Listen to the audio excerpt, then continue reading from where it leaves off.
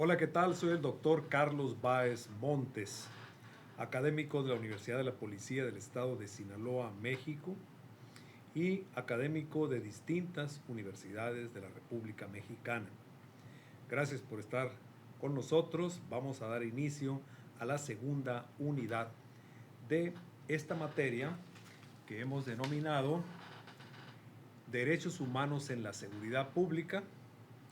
Vamos a agregarles su contenido en el compendio que aparece aquí abajo y el texto relacionado con lo que vamos a tratar hoy en día. Vamos a hablar de la unidad número 2, que es los derechos humanos y sus diferentes etapas.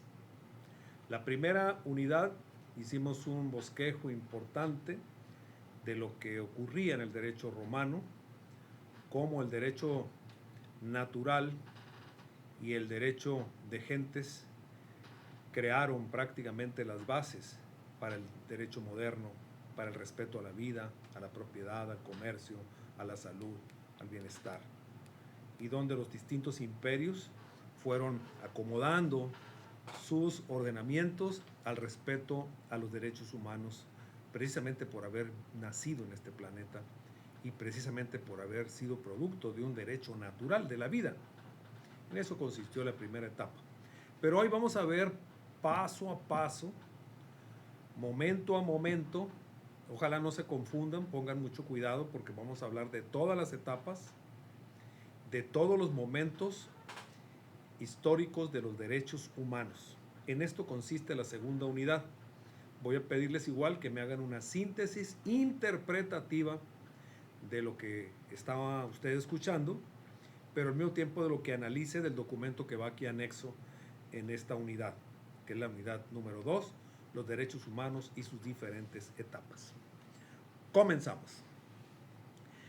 Los derechos humanos son un conjunto de normas fundamentales que asisten a toda persona desde su nacimiento. Fíjese cómo dice aquí hay una confusión desde su nacimiento. La Declaratoria Universal de los Derechos Humanos en el mundo establece que los derechos humanos se reconocen a partir de la concepción, no del nacimiento. Por eso la discusión en torno a cuándo, si es legal o ilegal el aborto. Si la Declaratoria Universal de los Derechos Humanos dice a partir de la concepción, ¿qué significa? A partir de que el esperma fecunda al óvulo y surge la vida. A partir de la concepción, dice la Declaración Universal. Sin embargo, existen otros conceptos que dicen a partir del nacimiento, ¿no? Mi criterio como abogado es a partir de la concepción, a pesar de que la Corte ha señalado y ha permitido ya la desaparición del delito de aborto a partir de las 12ª semana. Bueno, tema por separado. Pero bueno, esta historia, la historia de los derechos humanos y el reconocimiento de los mismos nos ha permitido que durante el paso del tiempo los derechos humanos se hayan ido perfeccionando y estabilizándose, con la Declaratoria Universal de los Derechos Humanos y con la clasificación de distintos momentos. Por eso, el concepto de derechos humanos es un concepto muy apasionado, muy controvertido, pero que sí nos une a todas las naciones del mundo porque tenemos principios básicos, principios generales. Por eso la historia de los derechos humanos es muy apasionado, refleja la constante humanidad, llamémoslo así, la constante humanidad por la justicia, la igualdad y la libertad. Desde las primeras civilizaciones que aparecieron en el mundo, fue necesario, como lo dijimos en Roma, que se fuera adecuando, perfeccionando, y no es muy diferente a nuestros días. El única limitante era no afectar los derechos de terceros, ni violentar los ordenamientos del monarca. Aquí en México, en nuestros tiempos, en América, también los derechos humanos están limitados. ¿A qué se refiere la limitación de los derechos humanos? Que hay una barrera hasta aquí. Nadie puede todos podemos transitar libremente por este país sin perjudicar a nadie. Ahí está la barrera. Todos podemos portar un arma de fuego para nuestra seguridad y nuestra legítima defensa. ¿Cuál es la limitante? Siempre que no sean de uso exclusivo del ejército y sean para nuestra seguridad. Así, cada derecho humano tiene una limitante. Puedes tú expresarte libremente y siempre y cuando con tus ideas y tus publicaciones no generes la provocación de un delito. Ahí aparecen las limitaciones. Por eso es muy apasionado el tema de los derechos humanos, donde vamos a lo largo de este curso a hablar sobre los distintos momentos de los derechos humanos. Empezamos con el primero. ¿Cuáles son los antecedentes históricos de los derechos humanos? Vamos a irnos al Código de Hammurabi, no se les olvide, el Código de Hammurabi, 1754 a.C. Si bien no es un documento de derechos humanos en sentido estricto, el Código de Hammurabi establece una serie de normas jurídicas que regulan las relaciones sociales y protegen ciertos derechos. Esto, como en Roma, empezó a surgir con la manifestación del cuidado de la vida, la dignidad, el respeto y generar con ello el crecimiento de las sociedades a través del respeto mutuo y de la protección a la vida y la salud y el bienestar. En la antigua Grecia, lo dijimos en la primera unidad, los filósofos griegos Sócrates, Platón y Aristóteles reflexionaron sobre la naturaleza del hombre y la justicia, sentando las bases para el desarrollo de los derechos humanos. Imagínense estos pensadores que en su momento fueron reflexionando sobre la importancia del cuidado de la vida, del cuidado de la naturaleza, del crecimiento de los pueblos, de la sociedad, en el marco de un orden disciplinario de la sociedad, donde se permitiera que hubiera libertad. Claro que fue ganándose poco a poco, tanto la del trabajo, educación, la libertad a la salud, todo eso se fue conquistando conforme pasaba los años, los siglos, y se fue ganando. En esta primera etapa de manifestación, pues quedó claro que todos venimos a este mundo a respetar la vida de los demás y que respeten la nuestra y nuestros derechos que se fueron construyendo poco a poco. Llega la Edad Media y la consolidación del poder monárquico. Existen las monarquías, existen las ciudades que van creando pues nuevas ideas, nuevas necesidades y con ello confrontaciones entre los pueblos. Aquí obviamente surge lo que en aquel tiempo podría conocerse como el feudalismo. Durante la Edad Media el poder se concentró en manos de la nobleza y el clero, de los ricos y los sacerdotes, y haciendo a un lado los derechos de la mayoría de la población. Por eso se le llamó a esa etapa feudalismo, donde el que tenía dinero, el poderoso, el terrateniente, el representante de la monarquía o el designado por la monarquía era quien tenía el poder y lo compartía con la iglesia. ¿Por qué? Porque la iglesia era el medio para influir sobre las masas, sobre el número mayor de la población desprotegida. Ahí encontramos una gran diferencia. Se daba la explotación, horas incansables de trabajo de 18 o más horas diarias para explotar a los trabajadores, para que se generara la explotación, la esclavitud.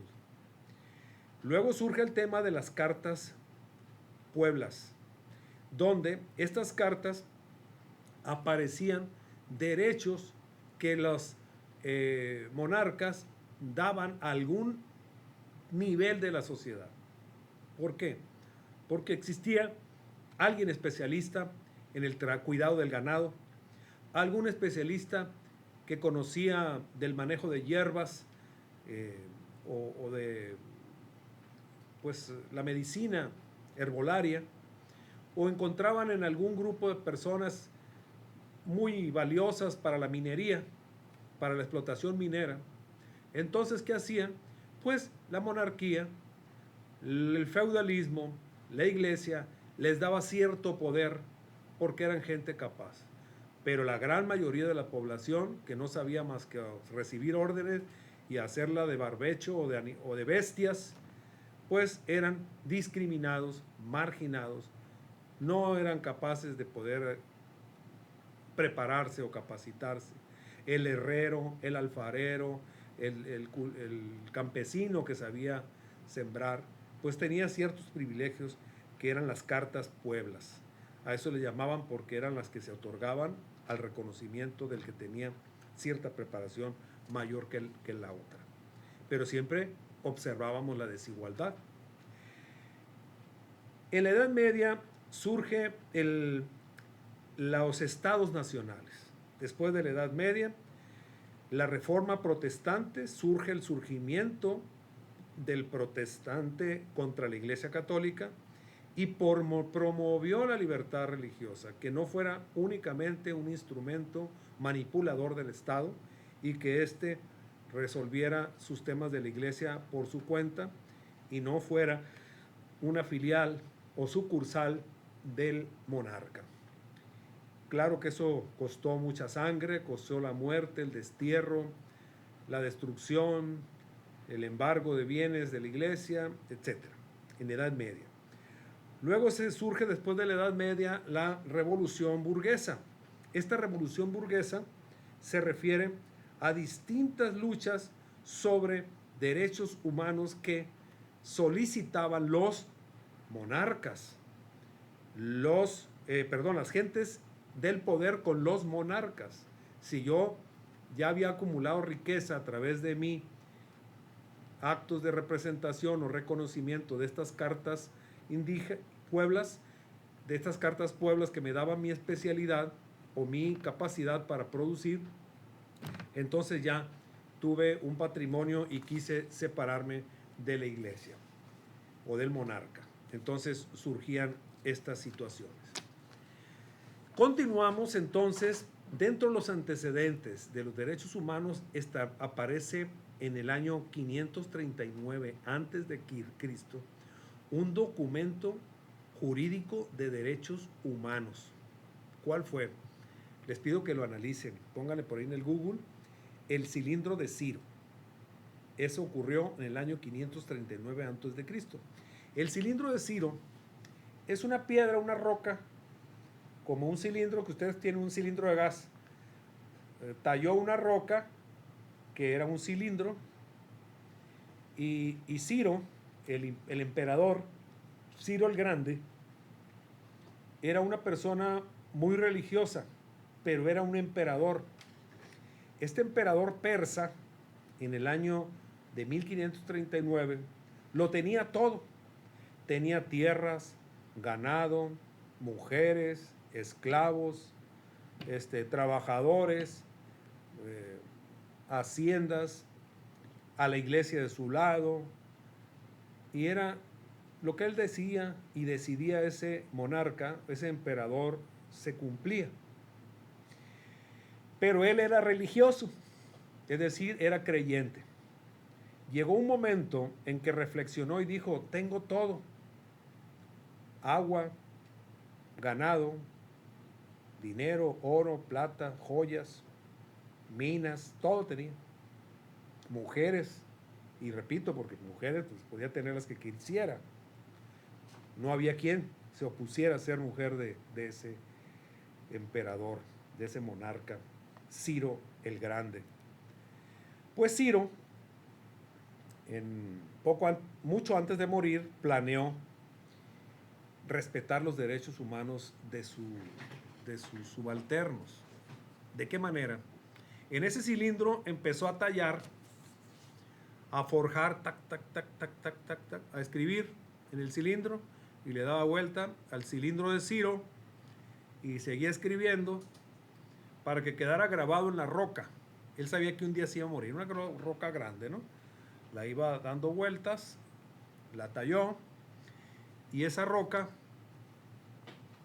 ahí plasmó el primer documento jurídico de la monarquía, de un imperio, para cederle derechos a la plebe, vamos a decirle, a la población más pobre, más humilde, porque él era religioso. Y él decía, no, pues tengo todo, voy a compartir lo que tengo. Y ahí fue donde dijo, la tierra hay que compartirla con la gente que trabaja, que la utilidad pues también la disfruten ellos, que tengan derecho a una vaquita, que tengan derecho a un beneficio, que tengan derecho a la salud, que tengan derecho a una vivienda, a un jacal, a tomar agua del río. El agua es natural, no nada más es mía, también es de ellos. La agua de la lluvia que almacenamos en los represos, pues es de todos. Y empezó a tener actos de humanidad.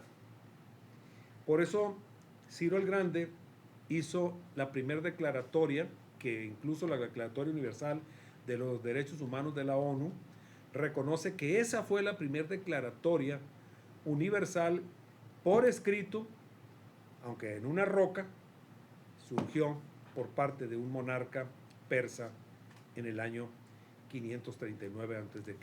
Y ahí aparecían las primeras señales de alguien que tenía poder de decir, bueno, voy a otorgarle derechos humanos que no les reconocemos a la mayoría de la población.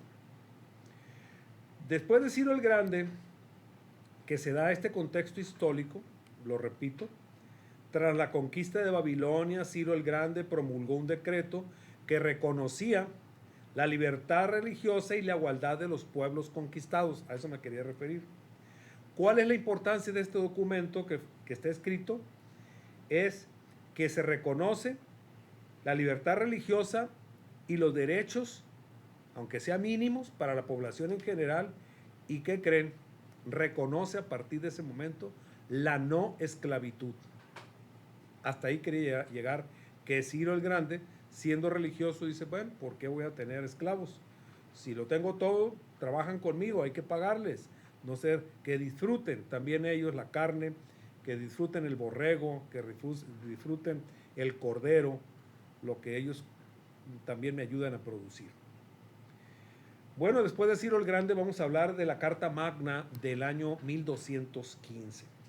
¿Cuál es el contexto histórico de esta Carta Magna? Impuesta por Juan de Inglaterra, por los varones.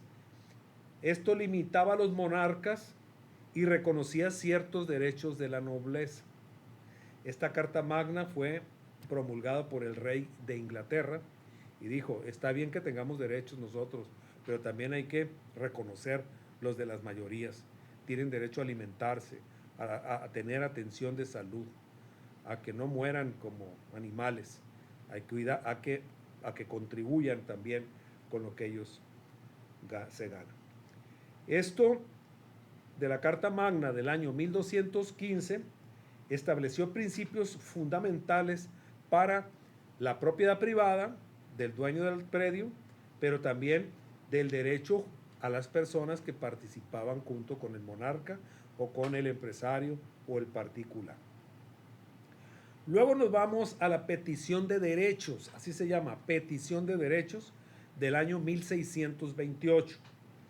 Aquí el rey Carlos I de Inglaterra reafirmó los derechos de los ciudadanos ingleses y limitó aún más los poderes del monarca. Es decir, en 1968 se hace una petición por parte del rey Carlos I, donde dice, nanáis, hay que quitarle un poco los derechos a los monarcas porque han abusado de las más desprotegidos, y surge una posibilidad. Y la importancia de esto es que se reforzó la protección de los arrestos arbitrarios, de los atropellos, de los azotes, de los golpes, de los calabozos, de llevar y encerrar al inocente solo porque tenías ganas de generarle un castigo ejemplar.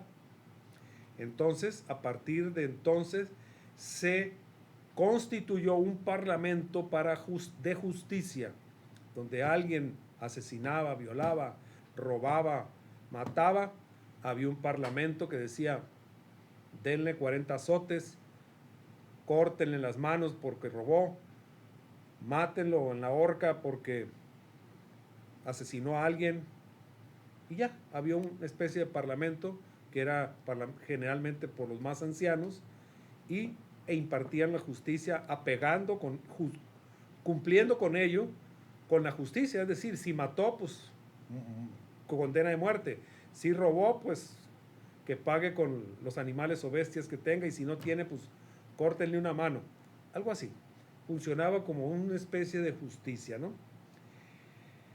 Nos vamos entonces a la Declaración de Independencia de Estados Unidos en el año de 1776. Aquí el contexto histórico dice que esta declaración de los 13 estados, ya ves que así surgió Estados Unidos, con 13 colonias británicas en América del Norte, que se rebelaron contra el dominio británico, y surge Estados Unidos con 13 colonias. ¿Cuál es la importancia? Que se establecen derechos inalienables. ¿Qué quiere decir? Ya no hay reversa, son derechos ganados por los hombres para la vida, para la libertad, para la felicidad, para sentar las bases de una nueva nación basada en la igualdad y la justicia. Así surgen los estados independientes de los Estados Unidos, donde se rebelan al gobierno británico, que era quien gobernaba los Estados Unidos, se declaran en 13 colonias y nace los Estados Unidos de Norteamérica en 1776. Después de esto surge la Declaración de Derechos Humanos y del Ciudadano en 1789. ¿Cuál es el contexto? Esto surge después de la Revolución Francesa. Este documento proclamó los derechos naturales inalienables al hombre. Lo que les dije al principio, ¿cuáles son los derechos naturales? Yo nací de una mujer, pues es mi madre, ¿no? Y de un padre, es mi padre, son derechos naturales. Ellos me procrearon, yo soy descendiente y heredero de lo de mi padre, pero tengo los derechos a vivir, a socializar, a trabajar, porque nazco de un derecho natural. Más o menos así va esta declaratoria, donde se integra nuestro país en 1789. Bueno, luego surge la primera Convención de Ginebra en el año de 1864. Esta fue convocada por distintas naciones para proteger a los heridos en los primeros conflictos armados que surgían en el mundo. Por eso la Convención de Ginebra en el año de 1864, impulsada por Henry Dunant, el impulsor de esta primer declaratoria universal de protección a los derechos del hombre y la mujer, para consolidar lo que luego sería la Declaración Universal de los Derechos Humanos en 1948, en donde al final de la Segunda Guerra Mundial surge, como lo dije en la primera unidad, este contexto tan relevante e importante para nuestros días. La Declaración Universal de los Derechos Humanos sienta las bases para que en el mundo los países aliados respetemos esos principios, que los veremos más adelante en forma clara. Hay una unidad que hablamos de la Declaración Universal de los Derechos Humanos, pero ¿cuál es la importancia de esta declaración? Que es una declaración completa, donde se habla de los derechos humanos y nos expone un catálogo sobre derechos humanos políticos, económicos y sociales. Este catálogo, por supuesto, clasifica cada uno de estos derechos. Está sonando el teléfono y pues no le vamos a hacer caso. Estamos en clase. Continuamos. La Declaración Universal de los Derechos Humanos son tan elementales que nos permite a nuestros días ser la fuente de inspiración del derecho humano en el mundo, en todas las sociedades. La reforma constitucional del 2011 en nuestro país, después del sistema de justicia penal, está inspirada en la Declaración Universal de los Derechos Humanos y donde nos obligó la Corte Interamericana de Derechos Humanos a tomar los acuerdos que ya habíamos firmado en esta declaratoria. Por eso es importante esta Declaratoria Universal de los Derechos Humanos. Vamos a avanzar. ¿Cuál es la conclusión antes de irnos de este curso? La historia de los derechos humanos es un recorrido de lucha de la humanidad por la libertad, la justicia, el respeto a la vida, a los derechos del hombre y la mujer, a la protección de su seguridad, a la impartición de una justicia y un debido proceso. Todo esto ha venido evolucionando y los derechos humanos son un pilar fundamental para que nuestro país camine por los rieles del derecho internacional, donde así como se respetan los derechos humanos de todos los seres humanos del mundo en este país, así se respeten los derechos humanos de todos los mexicanos en el mundo. Por eso es importante reconocer que estos documentos de los cuales he dado lectura son documentos históricos que fragmentan, separan cada una de las etapas de los derechos humanos que hemos experimentado y vivido en el mundo. Nos hace hacer un recorrido o una ruta del tiempo por el cual los derechos humanos se han consolidado, se han perfeccionado, pero también nos han dado enseñanza, formación, pero sobre todo un gran legado para todos los seres humanos. México no es la excepción. México es un país inspirado en la Declaratoria Universal de los Derechos Humanos para los derechos humanos en México. Ya estamos homologados nuestros derechos humanos a la Declaratoria Universal, no en todos, pero ahí vamos. Están considerados todos los principios de derechos humanos que tiene esa declaratoria y nuestro país está incorporado desde el año 2013, luego lo veremos con más calma, a los derechos universales del mundo. Por eso los derechos humanos son un legado histórico a proteger y defender. A pesar de los avances logrados, aún queda mucho por hacer. Aún queda mucho por hacer. Aún queda mucho por garantizar. Todos los seres humanos tenemos derecho a que se nos garantice nuestra libertad, nuestra salud, nuestra seguridad.